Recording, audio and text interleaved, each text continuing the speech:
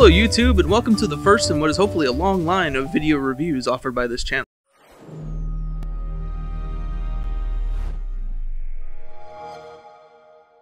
In this review, I'll be taking a look at some of the new video channels being offered on Xbox Live to see if they're actually worth your valuable hard drive space. The first one we'll be looking at is the Espn app. The Espn app has actually been here before the most recent update, and has actually been on the Xbox for quite a while. Now, I am a football fan. When I first saw the Espn app, I was thinking I would be able to see Monday Night Football, which is on ESPN, and maybe live games on Sunday, but I was sorely mistaken. I was hoping that even if I couldn't watch the games live, I would still be able to watch them on the channel after the fact. Unfortunately for football fans, that is not the case. All they have is highlights and other interviews and things like that. Now actually, that's not only the case for just football. Most of the major American professional sports are actually not offered on the ESPN app. Things like professional basketball, Major League Baseball, NFL, those things are actually kind of bare in their offerings. If you love college sports, then this is definitely the app for you. College football, college basketball. Now the app itself actually does offer some live sports, but like I said before, it's usually only college sports, either football or basketball, and a lot of times there are live events of other things like college volleyball and international soccer. The ESPN app will almost assuredly have a live showing of one of those events at some point during the day.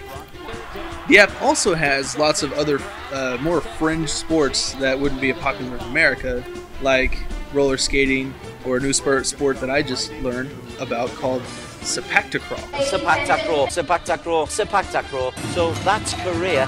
Now Japan. Go Japan! Those sports are not offered live, but there's quite an archive of previously recorded sports events for you to watch and catch up on if that's your thing. Overall, the ESPN app is just okay for even the most avid sports nut. It has a lot of offerings for just about any sport you can imagine, but it's only if you like watching the sport after the fact and not live. If you're more of a fan of mainstream sports like Major League Baseball, professional basketball, or the NFL, then this app actually leaves a lot to be desired. One interesting feature of the app is it actually has a split screen mode, so you can watch more than one sporting event at a time, switching back and forth between the two with ease. Then if one of the events becomes more interesting, then you can bring it back up its full screen at the single press of a button. Now since we're not going in any particular order, the next one we'll be talking about is Dailymotion. Now personally, I don't use Dailymotion a whole lot. From what I can tell, it's basically just YouTube for hipsters who only like things because they're foreign. The app works pretty well overall. There's a search bar, and of course all the trending videos and recommended videos on the front screen, but there's really not much else to say about it. The next app we'll be talking about is Sci-Fi. There's not much to say about this one, really. It looks more like a Flash-based website than an actual video channel. And all it really offers is clips and webisodes and character bios for your favorite sci-fi shows. And at that point, why not just use the website anyway? Especially since the website itself actually has more content than it is offered here. If you came here looking for actual episodes of some of your favorite sci-fi shows that you can sit down and watch at your Xbox, you'll be sorely disappointed. Oh, I don't like this at all. The next app we'll talk about is something called Epix. From what I gather, Epix is basically a channel offered by certain cable providers, including Dish Network and Verizon Fios. Now since I actually don't use those cable providers, I really don't have access to this app, so I can't show you much more than this. Next up is the Today app. I've never really watched much of the Today Show.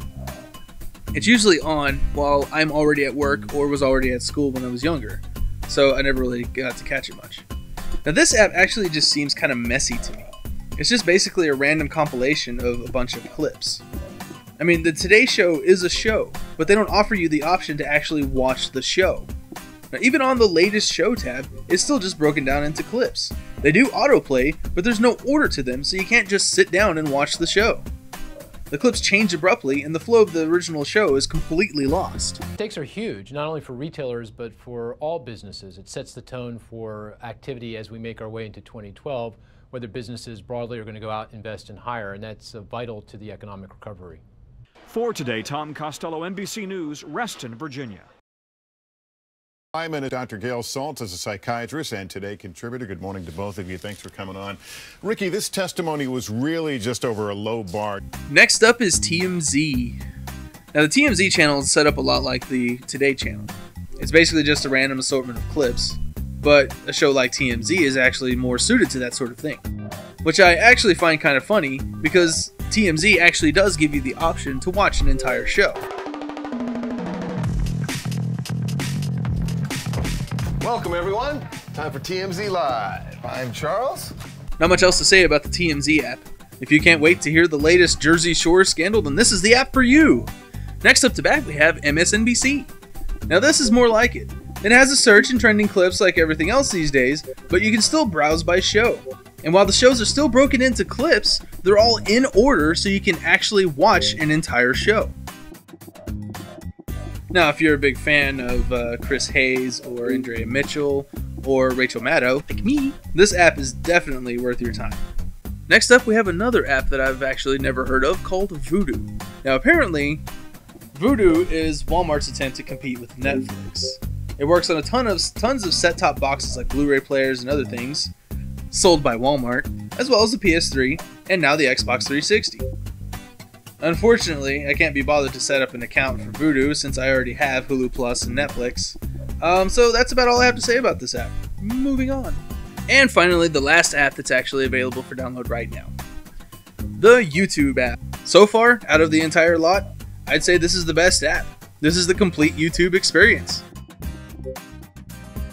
It's easy to sync up with your YouTube account and you have access to all your own videos and all your subscriptions, as well as all of your typical offerings of trending and recommended videos.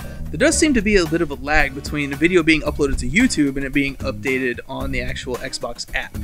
I posted a video on the morning that this video is actually being filmed, but as of right now, it actually hasn't been updated on the Xbox app yet.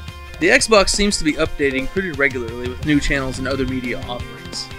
So far, most of them have been more miss than hit, seeming hastily or just cheaply slapped together at the last minute. But there are a couple here that are actually worth your time and worth your valuable hard drive space. Well, I hope you enjoyed this video and found it informative or at the very least amusing. Be sure to click the subscribe button.